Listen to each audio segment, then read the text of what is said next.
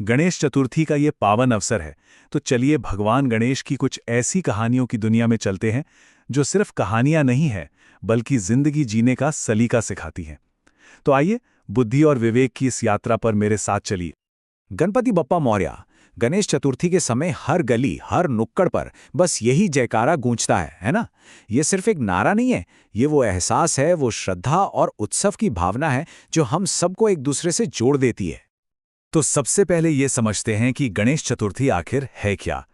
ये त्योहार भगवान गणेश के जन्मदिन के तौर पर मनाया जाता है, जो भाद्रपद महीने के शुक्ल पक्ष की चतुर्थी को आता है।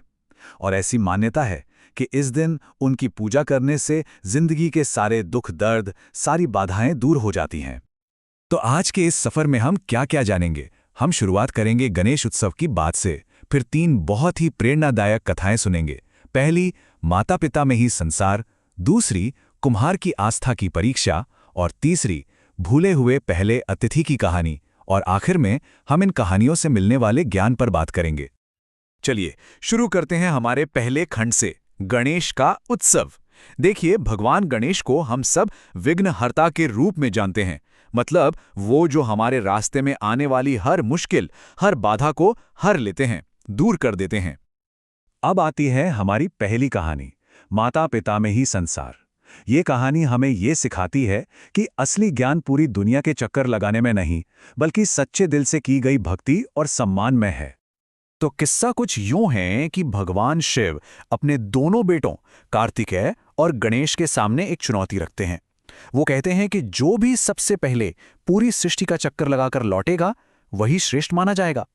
ये सुनते ही कार्तिकेय तो फौरन अपने वाहन मोर पर बैठकर उड़ जाते हैं, लेकिन गणेश जी वो वहीं रुक जाते हैं और कुछ सोचते हैं।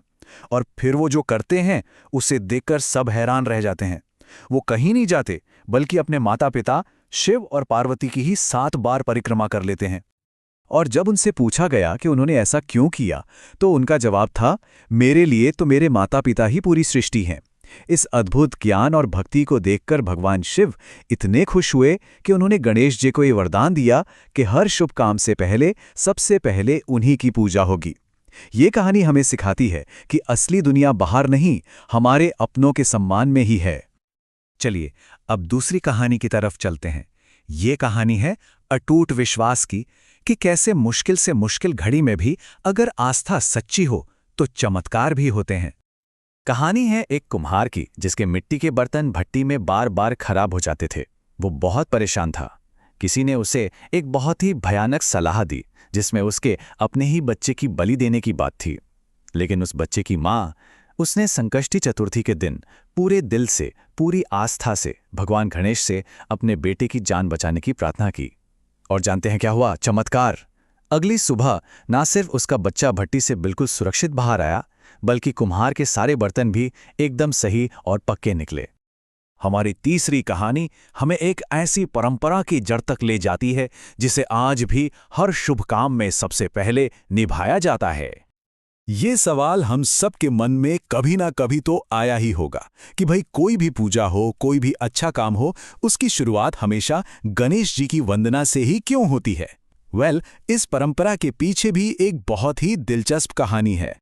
बात उस समय की है जब भगवान विष्णु और देवी लक्ष्मी का विवाह हो रहा था। बड़ी धूमधाम से बारात निकल रही थी, सभी देवी देवताओं को बुलाया गया था।